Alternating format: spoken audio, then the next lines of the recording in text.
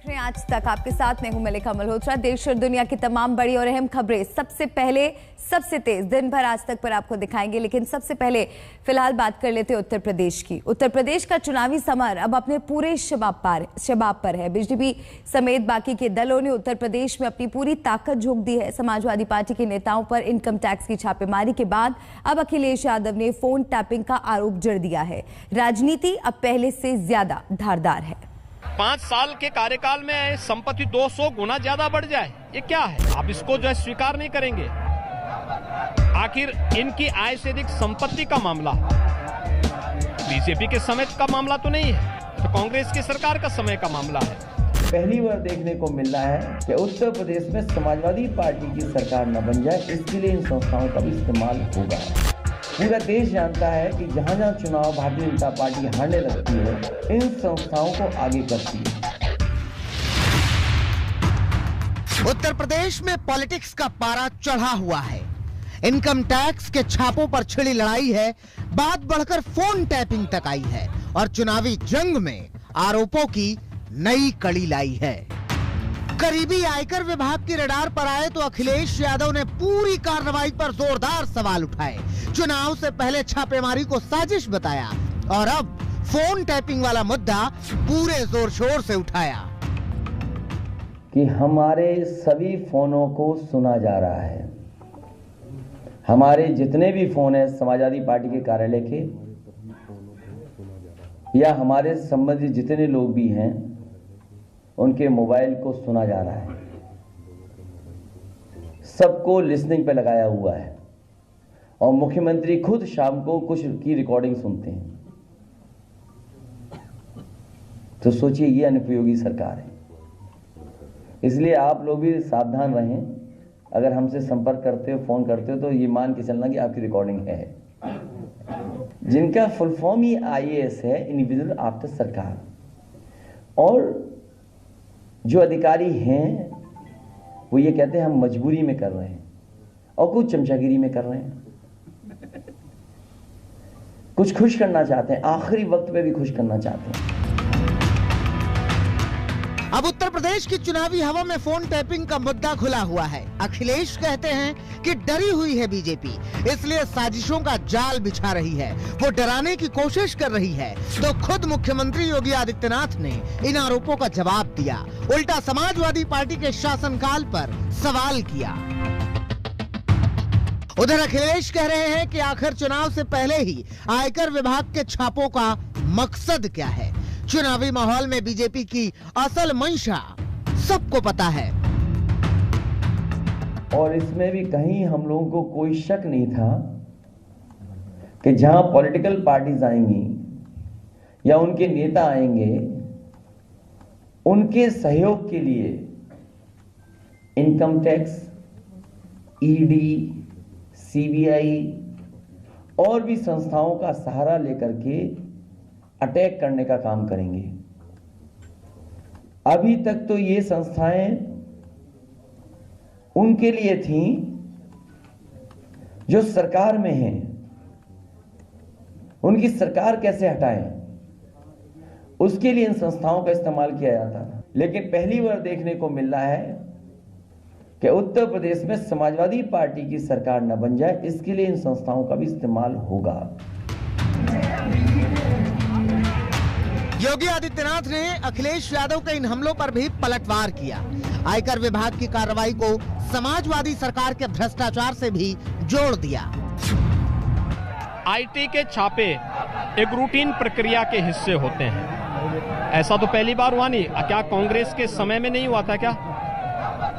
आखिर इनकी आय से अधिक संपत्ति का मामला बीजेपी के समय का मामला तो नहीं है, तो कांग्रेस की सरकार का समय का मामला है। और एक 5 साल के कार्यकाल में संपत्ति 200 गुना ज्यादा बढ़ जाए, ये क्या है? आप इसको जो है स्वीकार नहीं करेंगे। तो IT के छापे एक रूटीन प्रक्रिया के हिस्से होते हैं, उस पे सरकार की हस्तक्षेप नहीं होता है।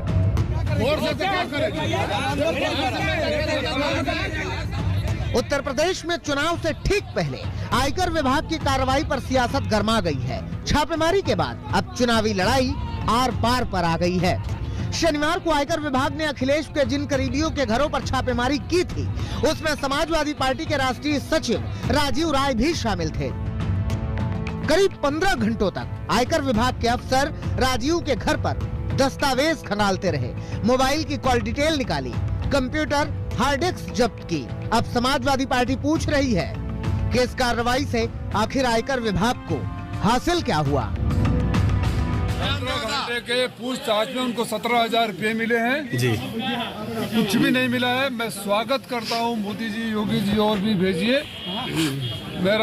मेरे नाम के सामने न आज तक कोई आपराधिक रिकॉर्ड था, न है, न कभी आगे रहेगा। यूपी में जारी सियासत के बीच अखिलेश को साथ सिर्फ गठबंधन में शामिल दलों का ही नहीं मिला है, बल्कि फोन टैपिंग के आरोपों के बाद कांग्रेस ने भी बीजेपी के खिलाफ मोर्चा खोल दिया है। ये सरकार का ये तरीका ही है, ये जो विपक्ष के नेता हैं उनको तंग करने के लिए, उनको सताने के लिए करती है, अपनी एजेंसीज का इस्तेमाल करती है। तो हम 7 सालों से देख रहे हैं, इसमें कोई नई बात तो है नहीं। साफ है कि चुनाव से पहले यूपी में जबरदस्त तकरार है, जिसे आयकर विभाग के छापों ने और फोन टैपिंग के आरोप ने और भी ज्यादा बढ़ा दिया है। मथुरा से कुमार अभिषेक और समर्थ श्रीवास्तव के साथ आज तक ब्यूरो। और अब बात करते हैं ओमिक्रॉन की। ओमिक्रॉन के बढ़ते संक्रमण को देखते हुए ये माना जा रहा है कि देश में जनवरी और फरवरी के महीने में तीसरी लहर आ सकती है। इसकी दूसरी वजह यह भी है कि क्रिसमस और नए साल के जश्न को लेकर देश भर के बाजारों में लापरवाही बढ़ गई है। 2 दिसंबर को 2 केस, 5 दिसंबर को 21, 15 दिसंबर को 65 केस और अब 19 दिसंबर को 151 केस।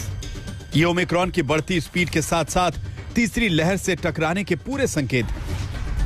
सिर्फ 17 दिन के अंदर ये वेरिएंट देश के एक राज्य से 12 राज्यों तक पहुंच चुका है और अब मरीजों की संख्या 2 से 151 हो चुकी है। फिर चाहे वैक्सीन लगी हो या ना लगी हो, ऐसा लगता है कि नए वेरिएंट का हमला तय है। भारत में अब तक ओमिक्रॉन के जितने केस मिले हैं, उनमें ज्यादातर मरीज वैक्सीन की दोनों डोज लगवा चुके हैं। इसके बावजूद ओमिक्रॉन की चपेट में आ गए। यही वजह है कि ज्यादातर एक्सपर्ट्स देश में तीसरी लहर की भविष्यवाणी कर चुके हैं। WHO ने अपनी नई एडवाइजरी में लोगों से यह अपील की है कि ओमिक्रॉन को हल्के में लेकर लापरवाह न हो जाए, क्योंकि ओमिक्रॉन से जुड़े सारे तथ्य अभी सामने नहीं आए। There is an urgent need for both dosages to be given to the remainder of the eligible susceptible population. That's step 1. Massive vaccination drive, even forced if needed. That's number 1. And number 2, some kind of a regulation or binding coming from the government on movement of people and COVID appropriate behavior. If people are not doing it on their own, maybe it needs to be enforced by whatever. The time to act is now. एक तरफ पूरी दुनिया को WHO की चेतावनी और दूसरी तरफ भारत में तेजी से बढ़ते ओमिक्रॉन के मरीजों की संख्या देश में तीसरी लहर की आशंका को पक्का कर रही है। इसीलिए सरकार ने एडवांस प्लानिंग शुरू कर दी है। यह दिल्ली सरकार और सामाजिक संस्था डॉक्टर्स फॉर यू द्वारा खेलगांव में तैयार किया गया कोविड हॉस्पिटल है।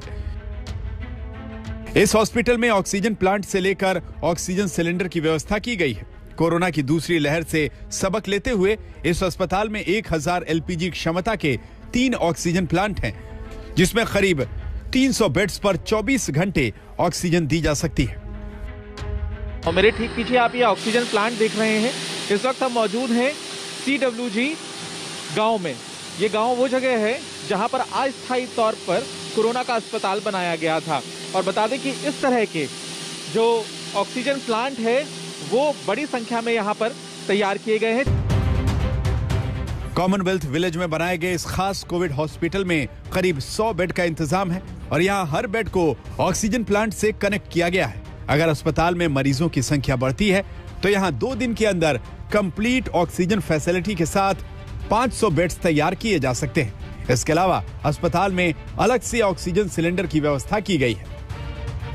तो लगभग 200 से 300 बेड्स ऐसे बनाए गए हैं जिनके ऊपर ये ऑक्सीजन पाइपिंग जो हमारी जो बाहर 3 ऑक्सीजन प्लांट्स हैं उनके साथ कनेक्टेड है। तो यानी कि अगर मरीज को 24 घंटे भी ऑक्सीजन की जरूरत पड़ी तो ये भी कर सकते हैं। और एक तरफ सरकार तीसरी लहर के खतरे को देखते हुए तैयारी शुरू कर चुकी है, तो ऐसे बहुत से लोग हैं जो अभी भी दूसरी लहर की तबाही को देखने के बाद भी तीसरी लहर के खतरे से बेखबर हैं। बाजार में बिना मास्क और 2 गज की दूरी वाली सावधानी के साथ समझौता कर चुके हैं। सबसे ज्यादा खतरे की बात यह है कि देश में अभी बहुत से लोगों को दूसरी डोज लगी भी नहीं है, जो सार्वजनिक जगहों के लिए बड़ा खतरा है। हम क्या करते हैं, हम नीचे से ही उनका पूरा चेकअप, मतलब वो करते हैं, टेम्परेचर चेक करते हैं। टेम्परेचर इज गुड, उसके बावजूद उन्होंने मास्क पहना हुआ है, या तो वो कैरिंग करके आ रहे होंगे सैनिटाइजर, या हम अपने पास रखते हैं। हम उनको सैनिटाइज भी करते हैं, उनका जो मास्क प्रॉपर पहनते हैं। प्लस अगर उनका टेम्परेचर ठीक है, लाइक दे आर नॉट थोड़ा सा भी गर्म नहीं है, बुखार नहीं है उनको, मतलब हेल्थी है, देन वी अलाउ देम। अगर ऐसा भी कुछ लगता है नीचे हमारे, we have people downstair, if they feel that they are not comfortable, they have some sort of feeling of fever, तो हमको मना कर देते हैं। ओमिक्रॉन का खतरा बढ़ता जा रहा है, कुछ लोग मास्क नहीं पहन रहे हैं, लेकिन यहाँ के रेस्टोरेंट ओनर्स का कहना है कि फिलहाल वो लोगों से ये नहीं पूछ रहे कि उन्होंने वैक्सीन लगाई है या नहीं। वीकेंड्स पर जब रश ज़्यादा होता है ये करना पॉसिबल भी नहीं है, कईयों ने कहा, लेकिन उन्होंने कहा कि थर्मल स्क्रीनिंग और सैनिटाइजेशन अभी भी जारी है। लेकिन जैसे विकसित देशों में हो रहा है, वैक्सीन पासपोर्ट को अनिवार्य किया गया है कई सारी पब्लिक प्लेसेस में, भारत में शहरों में अभी ये जो निर्णय है नहीं लिया गया है। इसमें कोई शक नहीं कि ओमिक्रॉन अब तक का सबसे तेज फैलने वाला वेरिएंट है, लेकिन दूसरा पहलू ये भी है कि लोग कोरोना को लेकर अब फिर से लापरवाही करने लगे हैं। देश के अलग अलग राज्यों के साथ राजधानी दिल्ली में भी कोरोना का जो आंकड़ा है वो 100 के करीब पहुंचता हुआ नजर आ रहा है, और इसी आंकड़े के बीच बेपरवाह लोग कोरोना की तीसरी लहर को कभी भी दस्तक दे सकते हैं। इस वक्त मौजूद हैं दिल्ली के सरोजनी नगर मार्केट में। चारों तरफ जो आप भीड़ देख रहे हैं वो कोरोना की तीसरी लहर को कभी भी दस्तक दे सकती है, क्योंकि 2 गज की दूरी और सोशल डिस्टेंसिंग और मास्क जैसे नियमों को पालन यहाँ पर लोग करते हुए नजर नहीं आ रहे हैं। चारों तरफ आप देखेंगे कि किस तरीके से आज रविवार का दिन है और भारी भीड़ बाजार के अंदर जो है वो चारों तरफ देखने को मिल रही। आईआईटी कानपुर के मुताबिक जनवरी और फरवरी में तीसरी लहर आने की संभावना है, और नीति आयोग भी देश में रोजाना 14 लाख केस की आशंका जता चुका है। इसके अलावा देश में ओमिक्रॉन के कुछ ऐसे भी केसेस मिले हैं जिनकी विदेशों से कोई ट्रेवल हिस्ट्री नहीं है, इसीलिए देश में ओमिक्रॉन की कम्युनिटी स्प्रेड का खतरा बढ़ गया है। और अगर ओमिक्रॉन और डेल्टा स्ट्रेन मिलकर किसी को संक्रमित करते हैं तो कोरोना का नया सुपर वेरिएंट बन सकता है। तो जहां तक आपने सुपर स्ट्रेन जो आपने नाम दिया है डेल्टा ओमिक्रॉन का, अगर आप मुझसे थ्योरी में पूछते हैं, yes there is a theoretical possibility. और ये ना तो पहला वेरिएंट है जो आया और ना ही आखिरी वेरिएंट है जो आया है। मुझे लगता है कि आने वाले समय में और वेरिएंट आते रहेंगे। वो इनके कॉम्बिनेशन से हैं, अलग से हैं, कैसे हैं, ज़्यादा तेज हैं, ज़्यादा तेजी से फैलते हैं, ज़्यादा मौत करते हैं, ज़्यादा बीमारी करते हैं, कम बीमारी करते हैं, कम मौत करते हैं, वैक्सीन कम्युनिटी को इवेट कर जाते हैं। ये सारी बातें कहना थोड़ा सा जल्दबाजी होगा। टेस्टिंग और वैक्सीन ओमिक्रॉन से लड़ने के 2 सबसे बड़े हथियार हैं, लेकिन अब एक्सपर्ट्स भी मान रहे हैं कि नए वेरिएंट पर वैक्सीन का असर कम हो सकता है। इसलिए ये लड़ाई आपकी सावधानी और सतर्कता के कंधों पर आकर टिक गई है। जरूरी है कि भीड़ भाड़ से बचा जाए और चेहरे से मास्क बिल्कुल न हटाया जाए। आपकी सावधानी ही इस संकट से बचा सकती है। मिलन शर्मा और पंकज जैन के साथ आज तक ब्यूरो।